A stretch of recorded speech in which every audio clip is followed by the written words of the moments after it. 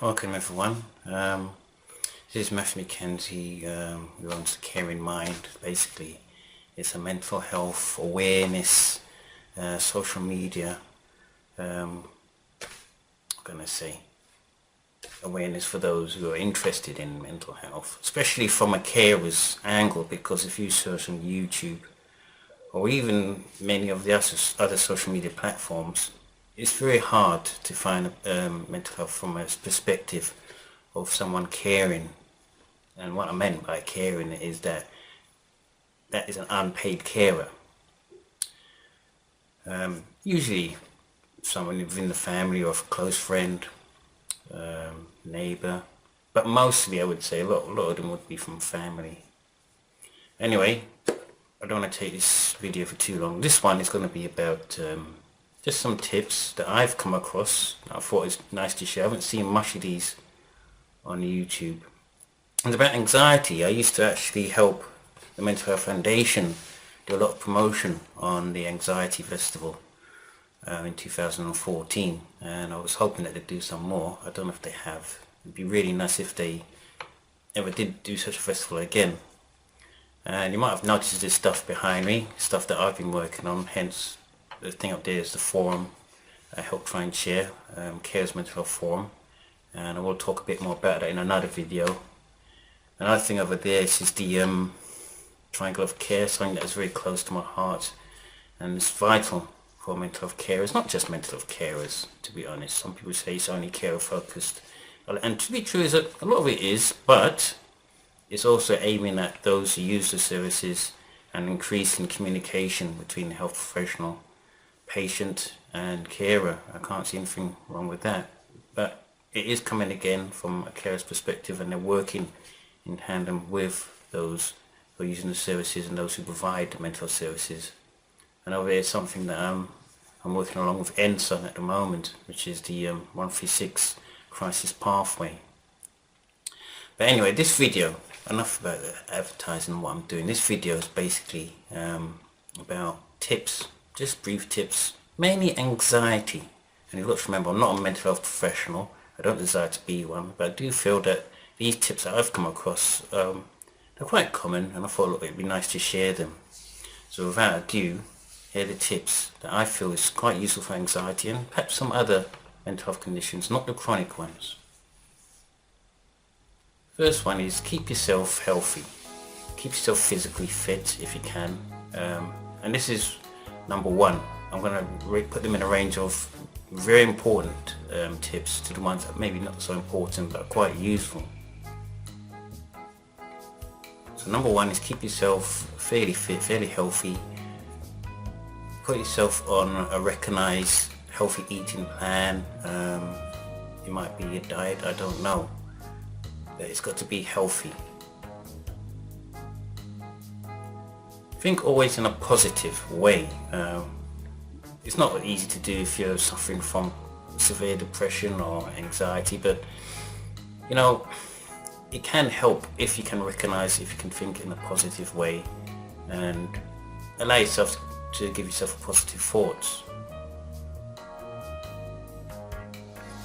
This is number three. Try and remember that if someone is unkind and unhelpful about your mental health situation, it might be because they might lack understanding.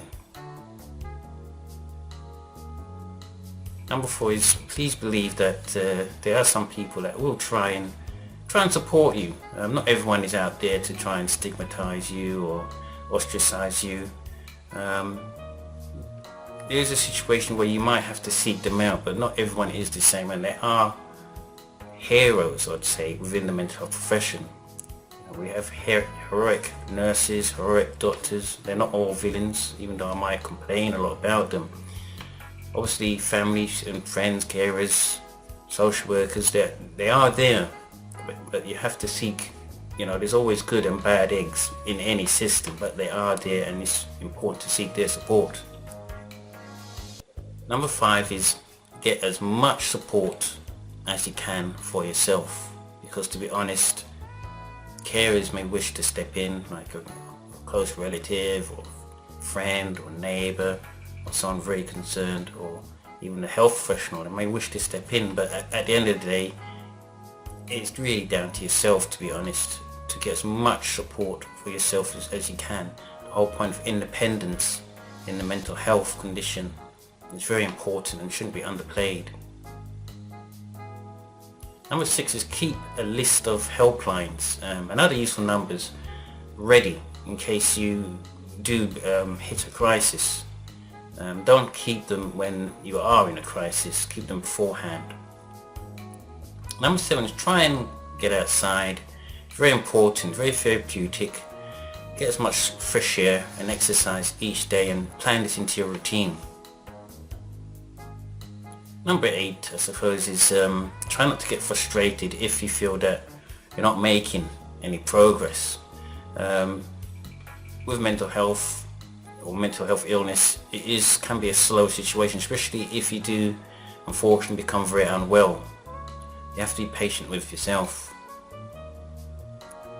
Number 9 is if you feel that something doesn't work out and you would feel like you want to blame yourself and you feel like you're a failure, just avoid doing that if you can. I know it's not easy, we're all human beings. Even, I can say I'm not suffering from a mental health situation, but there are times when I blame myself for things, so I can imagine how hard it is for someone suffering from depression or anxiety or obsessive compulsive disorder to always blame themselves when things go wrong.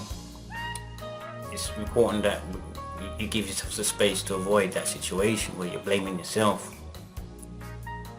Number 10, I'll be brief on this one. Try and focus on the solution and not the problem, and again build this into a routine, build this into a pattern. Number 11 is try not to, and this is difficult to be honest, try not to overreact to other people about what they say about you. I think, to be honest, some people find it very difficult to express themselves, and this is in regards to mental health stigma.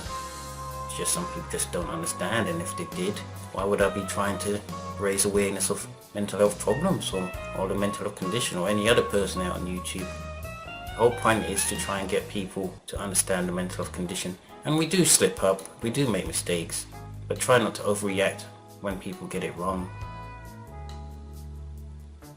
Number 12 is remember, as I said before, recovery and healing can be a slow process. Some are strong enough, I suppose, to recover fairly quickly, and it usually does depend upon the support they get.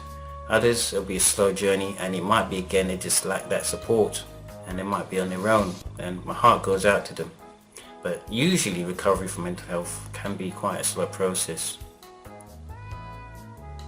Number 13 is try and do something which you enjoy each day, something that you look forward to doing. Number 14 is when you have a good day, try and record this, like put it down in a journal so you can go back to it later on. And it's good to actually use this to counter when you have a bad day, because that way you'll go back and say, look, on this good day I enjoyed doing that, and that's what I'm going to look forward to. Number 15 is try and see the positive things, and I'm going to underline that, positive things about yourself, and not to focus on the negative things that you might think about yourself or that you feel people have said to you that can conjure up negative feelings about yourself. Try and stay positive on that. Number 16 is, unfortunately this is quite common for those suffering mental health difficulties or going through a severe mental health condition. And if you've suffered a lot of abuse in your life or still going through some abuse, and this is not an easy thing to say, you may feel your view of life can be distorted in the sense that we have to remember that there are kind and good caring people out there, even though it's hard to find them. Unfortunately, on the recovery journey and seeking support, these people are vital in your life, and you will have to try and seek them. Obviously, it's going to be a long road before you do trust anyone, but it'd be much harder if you decide not to trust anyone at all and try and cope with it by yourself. And I do understand people who need that time to trust people, that I understand, but it will be easier if you get support for those who really care about you. Number 17 is, this should be easy. It's just basically to try and deal with one thing at a time. Obviously if you're suffering severe compulsive disorder, obviously it's not easy. Anxiety, not easy. But it does help to try and remember at some point, and I know with some mental health conditions it can sort of blur or distort your thinking. But it's a tip to try and get used to. If you can deal with one thing at a time, it'll make it so easy not to overload on what you're trying to achieve. Number 18 is if you're unhappy or confused or just don't understand your treatment, discuss this with your mental health team if you have one. Obviously, as I said, keep those support numbers ready if you feel that you're not getting that support you need. And the reason why I say discuss this is that they're the ones providing you with that support. If something's wrong, don't just leave it up to them, and don't shut yourself out from them either. Discuss this with them, get it recorded in your care plan or in some notes, so you have a history of them and what you feel, what you want from your treatment. Number 19 is look for healthy ways in expressing yourselves. Not easy. When I say healthy ways, that is a good example is people can sometimes self-medicate, hence they might feel that alcohol will help them forget depressing things or forget things that might have hurt them. So that's one way, I suppose. There's a load of other ways, but basically what I'm trying to say is just look for healthy ways rather than turn into self-medication, alcohol or something that might harm you. Try and look for healthy ways where you feel like you're not going to suffer a double blow. You don't want to be using this medication or as a way of becoming something addictive. Number 20 is don't assume that other people are looking at you or talking about you. Obviously if you're suffering a severe illness, it's going to be too late. You will be distorted. You won't have the insight. But I'm saying this if you're in a way of a form of recovery. Not everyone really can actually understand the situation of mental illness. And some people will say nasty things. But what's important is that we shouldn't assume that everyone is out to try and harm us in a way regarding stigma. Some people are just too busy with their lives to really even care about your situation. They've got their own problems.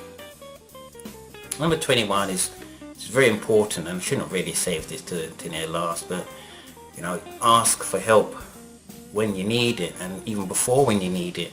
If you feel there's a situation that you might not be able to cope with, do ask for help, because it makes it so much easier to recover from that situation when it comes to time to get in that support. Especially if you feel, you're feeling really ill, discuss this with those who is giving you the support. Discuss this with your mental health community team. Discuss this with your doctor. Ask for help. Number 22, again, don't get frustrated if you suffer from setbacks. This is natural. We're all humans at the end of the day, and we will suffer setbacks. We shouldn't give ourselves a hard time if there's certain days that just doesn't work out. And the last tip I'm going to give is that this is very important, because I do tend to go out there and try and find out what events are happening and interact with others socially and on social media. Very important for those who are suffering mental health difficulties, and this tip is just to try and interact socially with someone each day, to be honest. Get used to being around people and make it part of your day, make it part of every day. This stops a big problem in mental health problems. The key word here is isolation. If you end up isolated, recovery is very difficult. And this could mean just going out shopping, to the groceries, doing food shopping, spending time at the library, attending a day centre, a community centre. And I'm aware that there's not many of them left around. I'm afraid austerity measures has made it very difficult for those seeking to get out there and getting that support and being around people.